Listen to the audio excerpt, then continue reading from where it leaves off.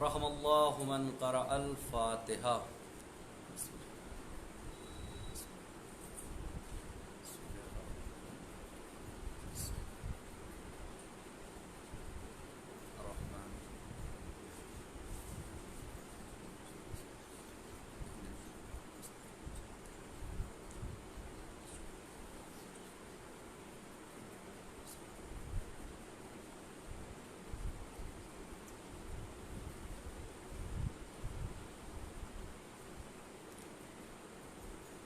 لا حول ولا قوة الا باللہ العلی العظیم. اعوذ باللہ من الشیطان اللعین الرجیم. بسم اللہ الرحمن الرحیم. ناد علی مظہر العجائب تجدہ لکا فی النوائب. کل ہم و غم سینجلی بعظمتک یا اللہ، بنبوتک یا محمد، بولایتک یا علی یا علی یا علی ادرکنی. صلوات بر محمد و آل محمد. اللہم صلی علی محمد و آل محمد. الحمدللہ الذی ابدع الافلاق والارضین، صاحب التاج والمراج والبراق والعلم، دافع البلاء والوباء والقحط والمرض، مولانا و مولا الثقلین جد الحسن والحسین ابی القاسم محمد. اللہم صلی علی محمد و آل محمد. ثم الصلاة والسلام علی السید المطہر والامام المظفر والشجاع الغضنفر، قاسم طوبہ و سقر، فاتح بدر و حنین و خیبر، قاتل مرحب و انتر، ساقی کوثر، غالب کل غالب، مطلوب کل طالب، امام المشارق والمغارب، الذی حبہ فرض علی الحاضر والغائب، ابی الحسنین امیر المومنین علی ابن ابی طالب. اللہم صلی علی محمد. اما بعد، فقد قال اللہ تبارک و تعالی فی کتاب المجید: بسم اللہ الرحمن الرحیم. اذ ابتلی ابراہیم ربہ بکلمات فاتمہن قال انی جاعلک للناس اماما. صلوات پڑھیں پر محمد و آل محمد. اللہم صلی علی محمد و آل محمد. ماتمداران سید الشہداء و سوگواران امام حسین، ظاہر ہے 25 شوال مکرم شہادت امام ششم یعنی امام جعفر صادق علیہ الصلاۃ والسلام. بعض علماء کا کہنا ہے کہ امام کی شہادت 15 شوال کو واقع ہوئی، اور بعض علماء کا کہنا ہے کہ امام کی شہادت 25 شوال کو واقع ہوئی. بہرحال ہم عزادار ہیں، ہم اہل بیت علیہ السلام کا غم اور اہل بیت علیہ السلام کی خوشی منانے کے مواقع ڈھونڈا کرتے ہیں. لہٰذا ہمارے چند ذی فہم صاحب فہم علماء نے کہا کہ بہتر ہے اس 15 اور 25 کے چکر میں نہ پڑا جائے، بلکہ ایک عشرہ پورا مقرر کیا جائے جو 15 سے 25 تک منایا جائے. اور یقیناً ہندوستان و پاکستان اور دیگر تمام ممالک بنگلہ دیش وغیرہ میں یہ عشرہ امام جعفر صادق کے نام سے موسوم کر دیا گیا ہے. ایک صلوات پڑھیں پر محمد و آل محمد. امام جعفر صادق علیہ الصلاۃ والسلام ایک ایسی ہستی کائنات میں گزری ہے کہ جس کے بارے میں جن کے کمالات، جن کے فضائل بہرحال ہماری آپ کی اوقات نہیں ہے کہ بیان کیا جائے. لیکن عزیزان گرامی، بہرحال میں نے جس آیت کو پیش کیا وہ آیت ہے: اذ ابتلی ابراہیم ربہ بکلمات فاتمہن قال انی جاعلک للناس اماما. اور جب ابراہیم کو آزمایا ابراہیم کے رب نے بے کلمات، کلمات کے ذریعے، فاتمہن، جب ابراہیم نے تمام کیا، قالا، تب اللہ نے کہا، انی جاعلک للناس اماما، اے ابراہیم میں تمہیں لوگوں کا پیشوا بناتا ہوں. آ رہا ہوں اصل موضوع کے طرف. انی جاعلک للناس اماما. پھر اس کے بعد قالا ومن ذریتی، ابراہیم نے کہا کیا یہ میری ذریت میں امامت باقی رہے گی؟ قالا، تب اللہ نے کہا لا ینال عہد الظالمین، یہ جو عہدہ امامت ہے یہ ظالموں تک نہیں جا سکتا۔ عزیزان گرامی، بس میں آ گیا اصل موضوع پر، یعنی یہ جو عہدہ امامت ہے یہ ظالموں کے حصے میں نہیں گیا، یہ عہدہ امامت آیا ہے ان کے حصے میں جو واقعاً حقدار امامت ہیں۔ امام جعفر صادق علیہ السلام کے سلسلے سے گفتگو اگر کی جائے تو امام صادق علیہ السلام کی صداقت کا چرچا پورے جہان میں ہے۔ تھوڑی سی تاریخ کی طرف اشارہ کرتے ہوئے میں اپنی بات کو آگے بڑھانا چاہتا ہوں کہ امام جعفر صادق جس دور میں موجود تھے اس دور میں بنی عباس اور بنی امیہ میں کافی تضاد تھا۔ بنی امیہ کی حکومت تمام ہونے کو تھی اور بنی عباس کی حکومت کا آغاز ہو رہا تھا، ابتدائی دور تھا۔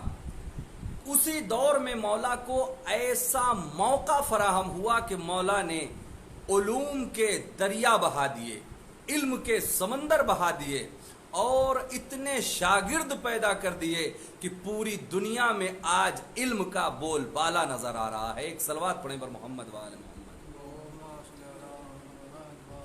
عزیزان گرامی، روایت کہتی ہے کہ 4000 شاگرد امام جعفر صادق علیہ السلام کے تھے، اور یہ 4000 شاگرد ایسے ویسے شاگرد نہیں کہ جو آ کر ابتدائی کتابیں پڑھ رہے ہوں، یہ 4000 شاگرد ایسے شاگرد نہیں کہ جو آ کر شروعاتی کتاب پڑھ رہے ہوں، یہ 4000 ایسے شاگرد کہ آج کے دور میں اپنی زبان میں کہا جائے تو جنہیں پی ایچ ڈی گریڈ کے شاگرد کہا جاتا ہے، ایسے شاگرد۔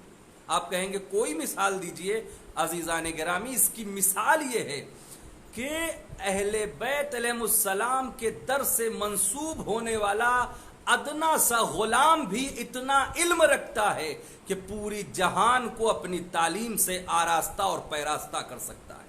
یہ ہے در اہل بیت کا معجزہ۔ یقیناً عزیزان گرامی، امام جعفر صادق علیہ السلام کے جو شاگرد تھے ان کی اگر تاریخ میں آپ کو بتاؤں تو آج پوری امت مسلمہ جس کی فقہ پر بھروسہ کر کے فقہ پر عمل کر رہی ہے وہ سارے شاگردان امام جعفر صادق علیہ السلام ہیں۔ ایک صلوات اور پڑھیں بر محمد وآل محمد۔ میں لائیو عزاداری بنگلہ دیش کے اس چینل کے ذریعے سے پوری دنیا میں پیغام پہنچانا چاہ رہا ہوں کہ جو مذاہب اربعہ ہیں یعنی حنبلی، شافعی، مالکی، حنفی، انہیں اپنے مذہب پہ بہت فخر ہے، انہیں اپنے مذہب پہ بہت غرور ہے عزیزان گرامی، لیکن ہمیں اس سے کہیں زیادہ فخر ہے کہ جس کی فقہ پر عمل کرتے ہو وہ ہمارے امام کے شاگردان میں سے ہوا کرتے تھے۔ میں تھوڑا سا قضیہ پیش کرتے ہوئے بات کو آگے بڑھانا چاہ رہا ہوں۔ وہ قضیہ کیا ہے؟ سب سے پہلے ابو حنیفہ امام کے شاگرد تھے جن سے آج حنفی مسلک وجود میں آیا۔ ابو حنیفہ امام کے شاگردی میں رہے 2 سال، روایت کہتی ہے کہ امام جعفر صادق علیہ السلام کی شاگردی اختیار کی 2 سال۔ عزیزان گرامی، ان 2 سالوں میں انہوں نے یہ کہا لولا سنتان لہلک النعمان۔ آپ کو ایک تاریخ سے وابستہ کرتا ہوا چلوں عزیزان گرامی، ابو حنیفہ کا نام تھا نعمان ابن ثابت۔ ابو حنیفہ کہتے ہیں لولا سنتان لہلک النعمان، لہلک النعمان یعنی اگر یہ 2 سال نہ ہوتے امام جعفر صادق کی شاگردی کے تو نعمان یعنی ابو حنیفہ خود کہہ رہا ہے کہ میں ہلاک ہو جاتا۔ ان سے شاگردی اختیار کی، یہ ہو گئے۔ ان سے جو مسلک چلا ان کی فقہ کا اسے کہا گیا حنفی۔ اس کے بعد آئیے مالکی۔ امام مالک جسے کہا جاتا ہے، امام مالک صرف 2 سال نہیں بلکہ کئی سال امام کی شاگردی میں رہے۔ روایت کہتی ہے امام باقر کی بھی شاگردی میں رہے اور امام جعفر صادق کی بھی شاگردی میں رہے، اور شاگردی میں رہنے کے بعد انہوں نے وہ علوم حاصل کیا۔ باقی آگے آؤں گا کہ کیسے انہوں نے ایک مسلک تیار کیا۔ یہ ہو گئے امام مالک جو جن کی فقہ پر عمل کیا جاتا ہے۔ ایک واقعے کی طرف اشارہ کرتا ہوا چلوں، آج بہت بڑا مسئلہ امت مسلمہ میں یہ قائم ہے کہ نماز ہاتھ کھول کے پڑھی جائے یا نماز ہاتھ باندھ کے پڑھی جائے۔ میں واضح کرتا چلوں کہ ابو حنیفہ کہہ رہے ہیں کہ نماز ہاتھ باندھ کے پڑھی جائے اور امام مالک کہہ رہے ہیں کہ نماز ہاتھ کھول کے پڑھی جائے۔ تو ایک مرتبہ امام مالک سے سوال کیا گیا کہ یہ بتائیے کہ لوگ کہہ رہے ہیں کہ ابو حنیفہ کہہ رہا ہے کہ امام نماز ہاتھ کھول کے پڑھا باندھ کے پڑھا جائے اور آپ کہہ رہے ہیں نماز ہاتھ کھول کے پڑھا جائے۔ تو ایک مرتبہ امام مالک کہتے ہیں کہ میں مدینے کا رہنے والا ہوں اور ابو حنیفہ کوفے کا رہنے والا ہے، ہمارے وہاں کے لوگوں نے نبی کو برجستہ خود نماز پڑھتے ہوئے دیکھا ہے، اس لیے میں نے یہ بات لکھی کہ نماز ہاتھ کھول کے پیغمبر اکرم پڑھا کرتے تھے۔ یہ مسئلہ بھی انہی کی کتابوں سے واضح ہے، امام مالک خود لکھتے ہیں اور امام ابو حنیفہ جو لکھتے ہیں کہ نماز ہاتھ باندھ کے پڑھی جائے، انہوں نے بھی واجب نہیں لکھی ہے، انہوں نے کہا بہتر ہے کہ نماز ہاتھ باندھ کے پڑھی جائے۔ تو یہ ہو گئے حنفی اور مالکی۔ اب شافعی کس کے شاگرد ہیں؟ امام کے شاگرد مالک، امام جعفر صادق کے شاگرد امام مالک اور امام مالک کے شاگرد امام شافعی۔ اس کا مطلب کیا ہوا کہ آج جو مذہب شافعی پوری دنیا میں پھیلا ہوا ہے، اس کے جو امام ہیں ان کے استاد ہیں امام مالک، حنفی ہو گئے، مالکی ہو گئے، شافعی ہو گئے۔ اب آخر میں ایک مسلک بچتا ہے جسے کہتے ہیں امام جعفر صادق کے شاگرد امام مالک کے شاگرد امام شافعی کے شاگرد امام احمد ابن حنبل۔ عزیزان گرامی ذرا دیکھیں کہ آج یہ جو مسلک حنبلی پوری دنیا میں پھیلا ہوا ہے وہ امام کے شاگردوں کے شاگردوں کے شاگردوں کا مذہب ہے۔ ان کے اندر یہ ٹیلنٹ اور یہ بات پیدا ہو گئی کہ وہ اپنی ایک فقہ لکھ سکیں۔ تو ذرا غور فرمائے، میری اتنی دیر کی گفتگو کا مطلب یہ ہے کہ جب ان کے شاگردوں کے شاگردوں کے شاگرد اس مقام پر ہیں کہ وہ ایک فقہ تیار کر سکتے ہیں، تو ذرا غور کریں کہ پھر ہمارا وقت کا امام یا ہمارے امام جعفر صادق علیہ السلام کا کیا مرتبہ ہوگا اور ان کے علم کا کیا معیار ہوگا۔ ایک صلوات پڑھیں بر محمد و آل محمد، اللہم صلی علی محمد۔ عزیزان گرامی، امام جعفر صادق علیہ السلام کے علم کا چرچا ہے، ایک پوری یونیورسٹی قائم کر دی ہے۔ آج جائیں بڑی بڑی یونیورسٹی میں چلے جائیں، دنیا کے کسی بھی کونے میں کوئی تو ایسا موضوع ہوگا کہ جس پہ پی ایچ ڈی کرنے کے لیے جب طلاب اصرار کرتے ہیں تو یونیورسٹی کی طرف سے کہا جاتا ہے کہ ہمارے پاس ایسے اساتذہ موجود نہیں ہیں۔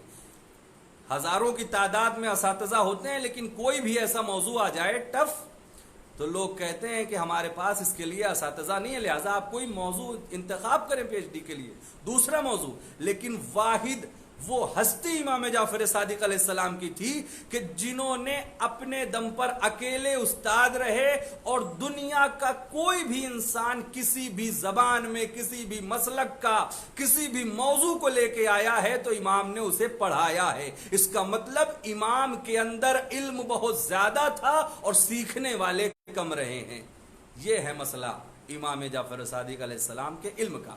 اب آئیے تھوڑا سا واقعہ میں آپ کے سامنے بیان کرتا ہوں۔ امام جعفر صادق علیہ السلام کے علم کا چرچا ہونے لگا دور دور تک، تو جو اس وقت کا حاکم تھا منصور دوانکی، اس تک یہ بات پہنچی کہ امام باقر کا بیٹا جس کا نام صادق ہے وہ درس دے رہا ہے اور درس میں بہت لوگ پہنچ رہے ہیں۔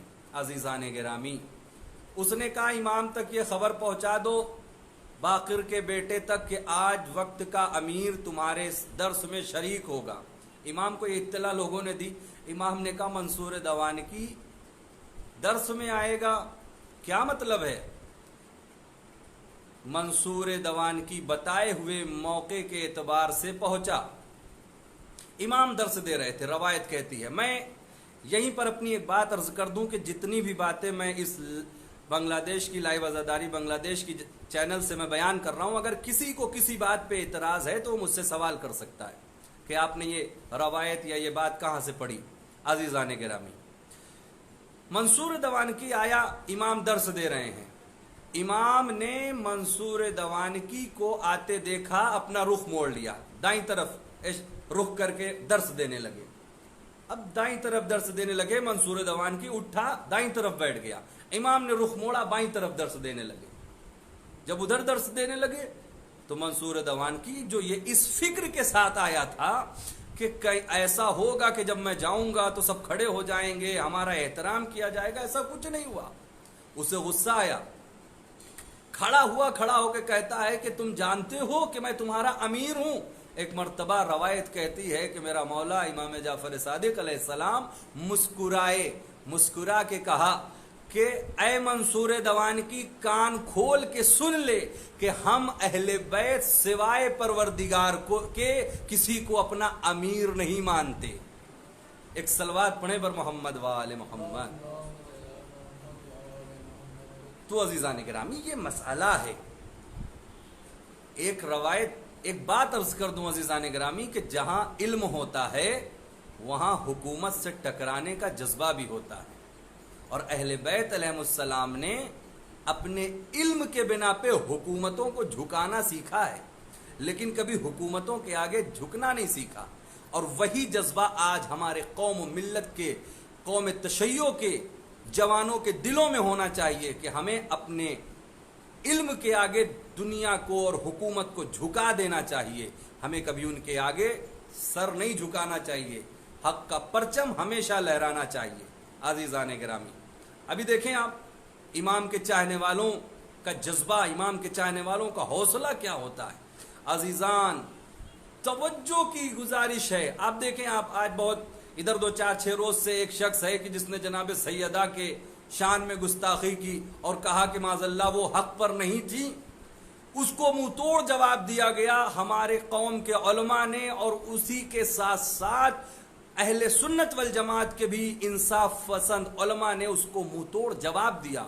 اور جس کتاب سے وہ روایت پیش کر رہا تھا کہ فلاں پیر نے یہ بات کہی، میں دعوے کے ساتھ کہتا ہوں کہ اس پیر کی کہ جس کی کتاب تھی اس کے خانقاہ سے بھی اس ملا کا، اس ملعون کا، آصف جلالی کا بائیکاٹ کیا گیا اور کہا گیا کہ کتاب میں ایسی کوئی بات نہیں لکھی ہوئی ہے۔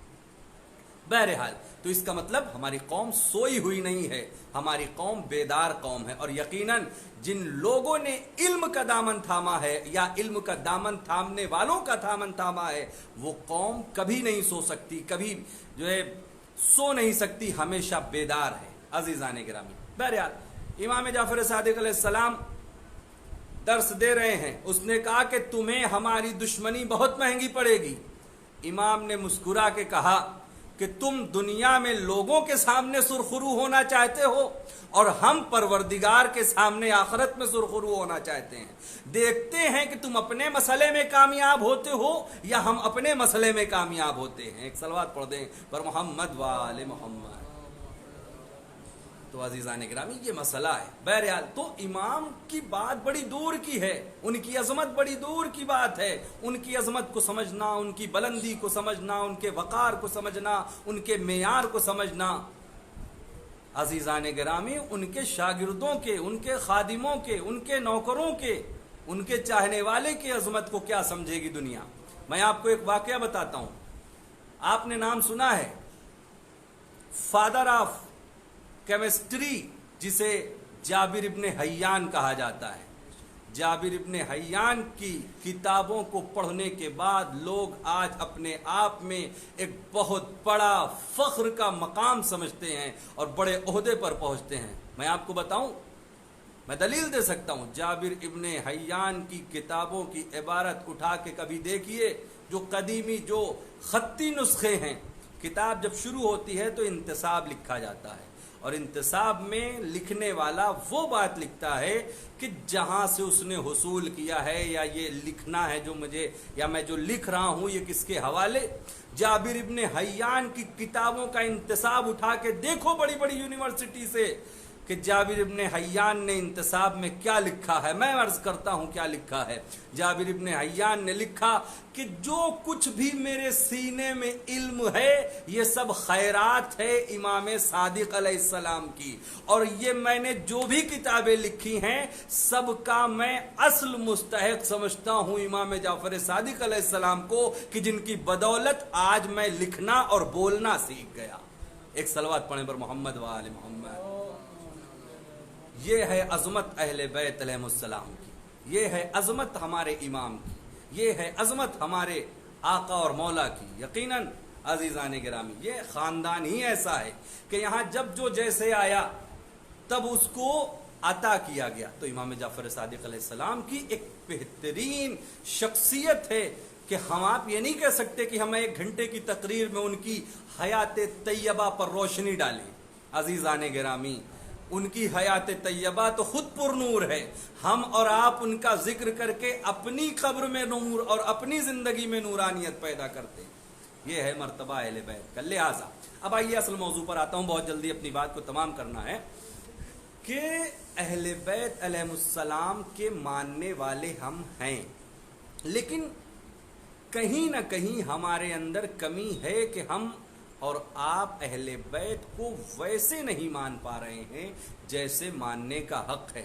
مثلا ہماری نمازیں قضا ہو جا رہی ہیں, ہم سے پڑوسیوں سے جھگڑا ہوا جا رہا ہے, ہم سے جو ہے آپسی میں تضاد ہوا جا رہا ہے, یا تال میل میں کچھ خرابیاں آ رہی ہیں, تو یقیناً کہیں نہ کہیں ہمارے ماننے میں کمی ہے.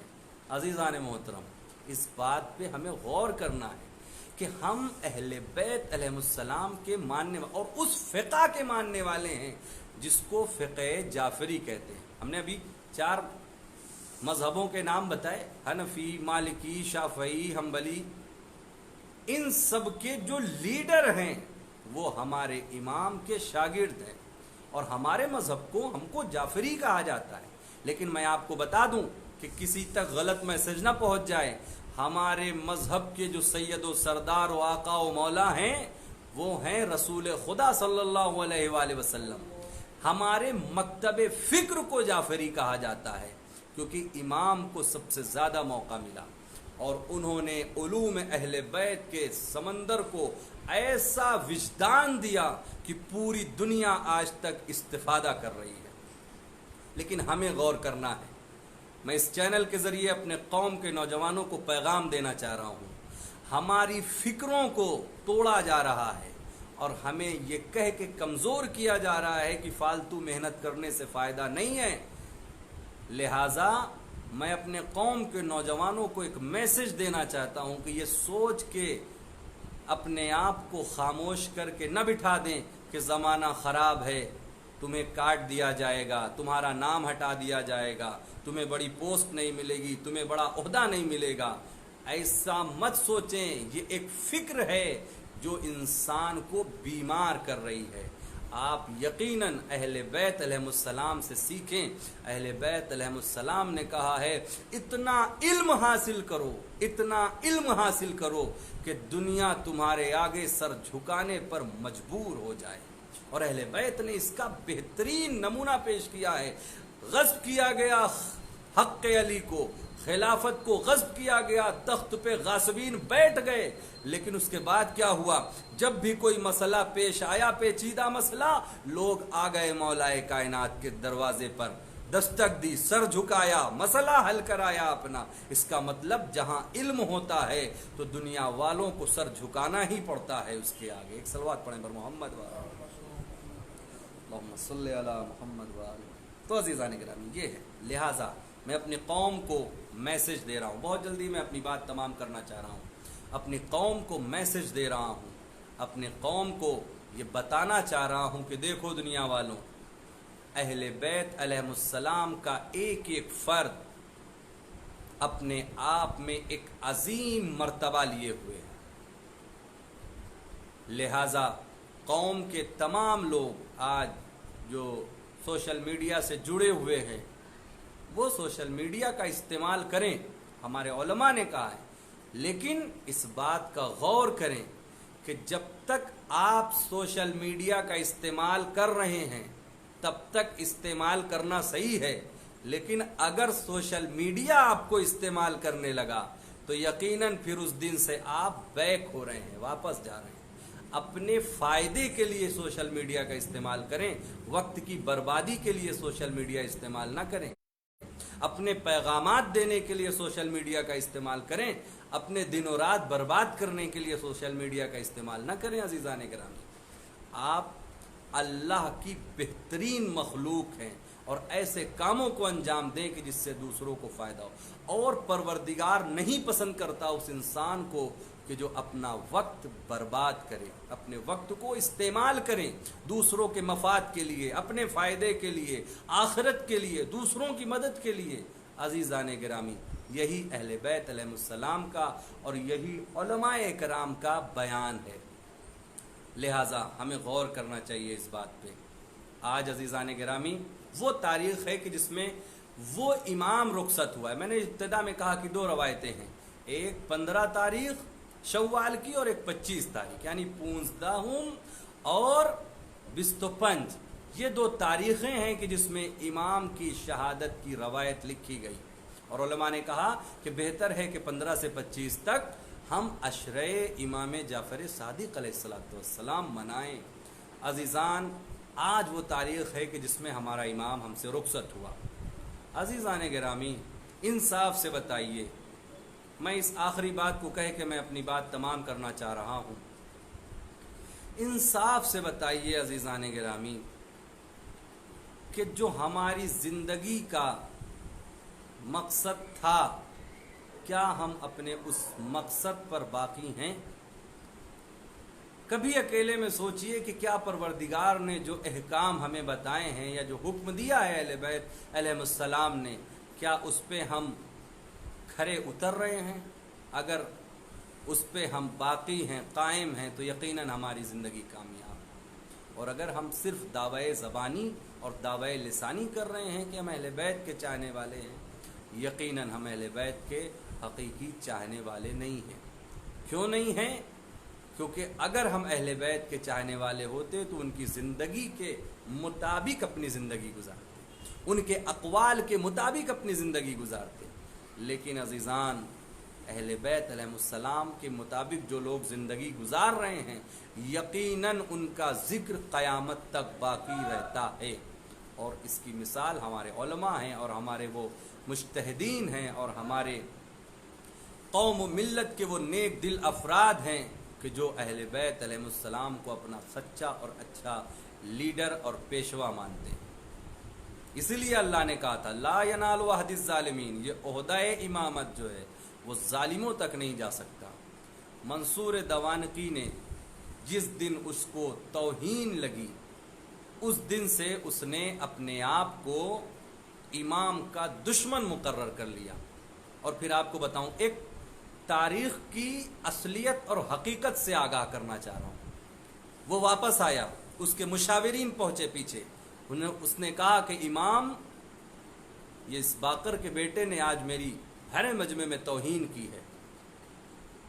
اس نے دشمن بنا لیا اپنے آپ کو امام کا، کہا کہ جاؤ تلاش کرو کسی ایسے پڑھے لکھے انسان کو کہ جو آئے اور اس کے مقابل میں فقہ جاری کرے، ہم اس کو پیسہ دیں گے، نام دیں گے، اس کی کتابیں چھپوائیں گے، اس کو شہرت دیں گے۔ لوگوں نے کہا کہ یہ تمہاری خام خیالی ہے منصور دوانقی، امام سے بڑا پڑھا لکھا، امام سے زیادہ عالم اس روئے زمین پر اس وقت کوئی نہیں ہے۔ اس نے کہا اس بات کو میں بھی تسلیم کرتا ہوں۔ کہا سب سے زیادہ، اگر ان کے مشاوروں نے کہا سب سے زیادہ اگر کوئی پڑھا لکھا ہے تو ان کے شاگرد ہیں۔ کہا جاؤ شاگردوں میں جو نیک دل ہیں انہیں نہیں، جن کے اندر آگے بڑھنے کا جذبہ ہے، جن کو نام شہرت دولت چاہیے، ان کو تلاش کرو۔ تو روایت کہتی ہے عزیزان گرامی، یہ حقیقت ہے، اگر کوئی مجھ سے حوالہ لینا چاہے لے سکتا ہے۔ لوگوں نے تلاش کیا، تلاش کرنے کے بعد خبر پہنچی کہ یہ جو مالک ہے اس کے اندر بہت جلدی آگے بڑھنے کا جذبہ ہے۔ بلایا مالک کو۔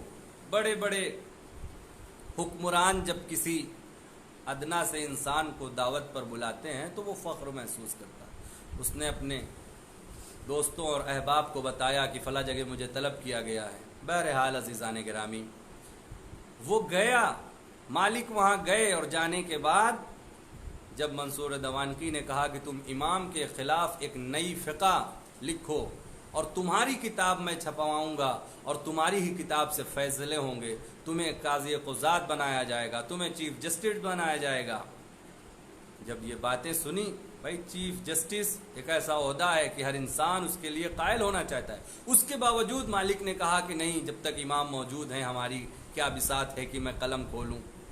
پھر اس کے بعد روایت کہتی ہے دوبارہ تیسری مرتبہ چوتھی مرتبہ بار بار منصور دوانکی مالک کو دعوت دیتا رہا اور آخر کار دولت اور شہرت کا غلبہ مالک پر ہو گیا اور انہوں نے امام کے مخالف میں ان سے ہٹ کے ایک بات فقہ لکھی اور اس فقہ کو منصور دوانکی نے چھپوایا چونکہ حکومت اس کے ہاتھ میں تھی ظاہری، اور اسی سے مسلک مالکی دنیا میں وجود پایا. عزیزان گرامی، اور ابو حنیفہ کا مسئلہ یہ ہوا کہ وہ اس سرزمین سے دور عراق میں جا کر مسئلے بیان کرنے لگے. امام ایک مرتبہ زیارت کے لیے پہنچے اور پہنچنے کے بعد ابو حنیفہ ملاقات کے لیے آیا، امام نے منع کر دیا. پھر دوبارہ کہلایا، پھر امام نے منع کر دیا. تیسری مرتبہ پھر بہت سارے شیعان امام آئے ملاقات کے لیے، امام نے ان کو اجازت دی تو ابو حنیفہ انہی کے ساتھ آ گیا اور آ کے امام کے سامنے باتیں کرنے لگا. امام نے کہا کہ تو قیاس کرتا ہے، تو فقہ میں قیاس کرتا ہے؟ ہاں مولا میں قیاس کرتا ہوں. کہا قیاس کرنے والا شیطان تھا سب سے پہلے، جس نے یہ قیاس کیا تھا کہ آدم مٹی سے بنے ہیں اور ہم آگ سے بنے ہیں. اول قاسا، سب سے پہلے قیاس کرنے والا ابلیس تھا. عزیزان گرامی، ابو حنیفہ امام کی باتوں سے منحرف ہو گئے، مالک نے بھی ایک الگ مسلک بنا لیا.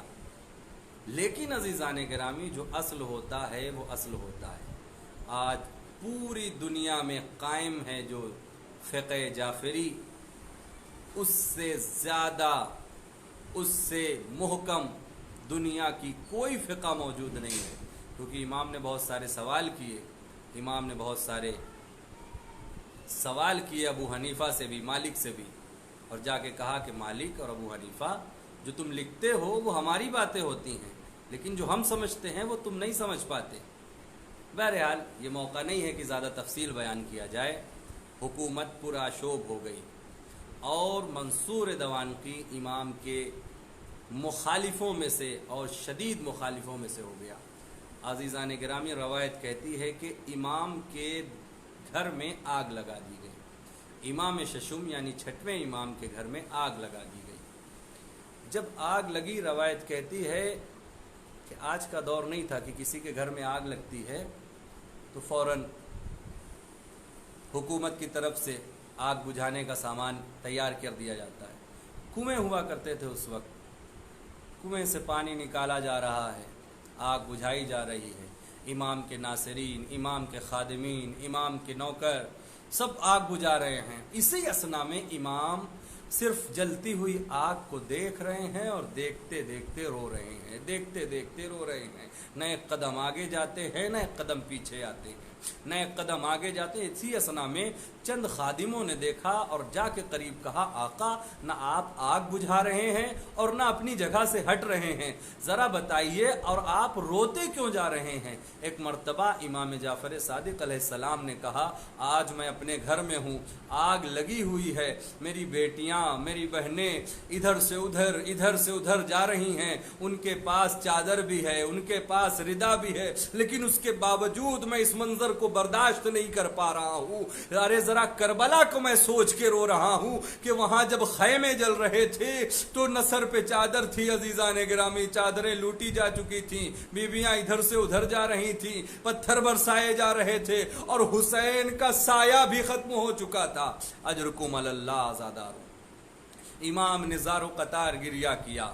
عزاداروں، اس کے بعد بہت ساری روایتیں ہیں. بہرحال جو روایت محکم ہے کہ امام کو زہر دیا گیا.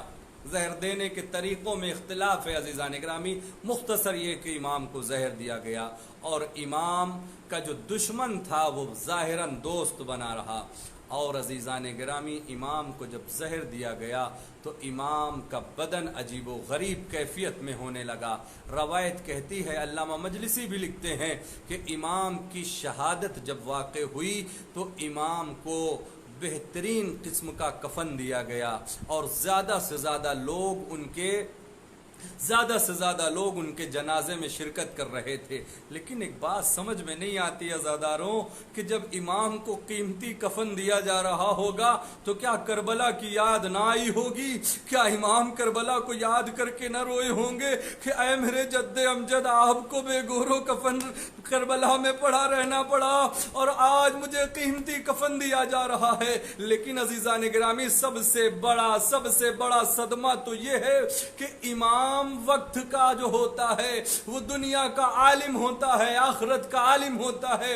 ارے میرا امام کا رونے کا مقصد تو یہ تھا کہ میرے جد کو بھی کفن میسر نہ ہوا اور میرا جو بیٹا ہے موسیٰ کاظم، اس کا بھی لاشا پل بغداد پہ پڑا رہے گا اور جو اٹھانے والے ہوں گے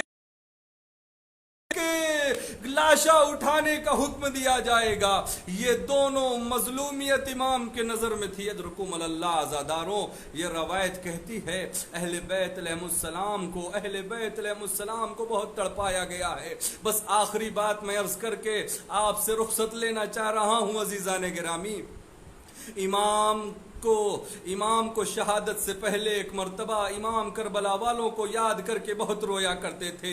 ایک وقت وہ آیا کہ امام نے اپنے گھر میں مجلس برپا کی. مجلس کو خطاب کرنے کے لیے ایک خطیب کو بلایا. خطیب منبر پہ گیا، کہا میرے جد کے مصائب پڑھو. مصائب شروع کرنا ہی جا رہا تھا، کہا 1 منٹ رک جاؤ. اب کسی کو بھیجا، کہا جاؤ گھر سے میری ماں کو بلا لاؤ، جاؤ گھر سے بہنوں کو بلا لاؤ، بیٹیوں کو بلا لاؤ. ایک پردہ لگایا، ادھر عورتیں بیٹھ گئیں، ادھر مصائب شروع ہوا. پیچھے سے رونے کی آواز بلند ہونے لگی. ایک مرتبہ ذاکر پڑھتے پڑھتے کہتا ہے، اے امام ابھی رونے کی آواز بلند ہوگی تو آپ جا کے سنبھال لیں گے، لیکن اے امام ذرا کربلا کو یاد کریے کہ وہاں نہ کوئی سنبھالنے والا تھا، نہ وہاں کوئی سہارا دینے والا تھا. زینب ام کلثوم بے ردا ادھر سے ادھر پھرائی جا رہی تھی، ظالم تماشا دیکھ رہے تھے. الا لعنۃ اللہ علی قوم الظالمین وسیعلم الذین ظلموا ای منقلب ینقلبون. انا للہ و انا الیہ راجعون. آخر میں 2 دعا کے ساتھ ایک گزارش اور اس کے بعد تمام کرتا ہوں عزیزان گرامی. سب سے پہلے تو جتنے بھی لوگوں نے جس طرح سے بھی اس مجلس اعزاء میں شرکت کی ہے، پروردگارہ ان کے دلوں پر، ان کے گھروں پر اپنی رحمت اور برکت نازل فرما. پروردگارہ تجھے واسطہ ہے محمد وال محمد کا، یہ جو حالات چل رہے ہیں محرم سے پہلے تمام حالات کو سازگار کر دے تاکہ ہم دل سے باخوبی طور پر عزائے سید الشہداء امام حسین علیہ السلام منا سکے. اے میرے پروردگار، دعاؤں میں تجھ سے دعا یہ ہے کہ جیسے جنت البقیع میں قبر فاطمہ بے سایہ ہے، ویسے ہی قبر امام جعفر صادق بے سایہ ہے. اے میرے پروردگار اسباب فراہم کر دے تاکہ وہ روضے مکمل طور پر بن جائے. اے میرے پروردگار تجھے واسطہ ہے علماء کا سایہ ہمارے سروں پر باقی رکھنا. اے میرے پروردگار تجھے واسطہ ہے امام کے ظہور میں تعجیل فرما. جتنے بھی ناظرین جڑے ہوئے ہیں ہم سے، ان سے گزارش کر رہا ہوں کہ 1 مرتبہ سورہ حمد اور 3 مرتبہ سورہ اخلاص کی تلاوت فرما کر مولانا سید محمد رضا رضوی صاحب ابن سید تجمل رضوی صاحب کی روح کو ارسال فرمائیں کہ جن کا بھی حال میں ہی بنگلہ دیش میں انتقال ہوا ہے، ان کی روح کو ارسال فرمائیں. اللہم صلی علی محمد وآل محمد، اللہم صلی علی محمد وآل محمد، اللہم صلی علی محمد وآل محمد. بسم اللہ الرحمن الرحیم. الحمدللہ رب العالمین الرحمن الرحیم مالک یوم الدین ایاک نعبد و ایاک نستعین الصراط المستقیم صراط بسم اللہ الرحمن الرحیم. قل هو اللہ احد اللہ الصمد. بسم اللہ الرحمن الرحیم. قل هو اللہ بسم اللہ الرحمن الرحیم. قل هو اللہ اللہم صلی اللہ علیہ وسلم.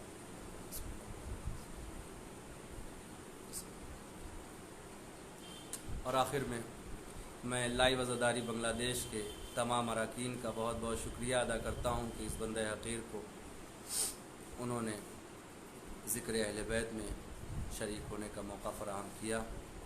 یا حسین.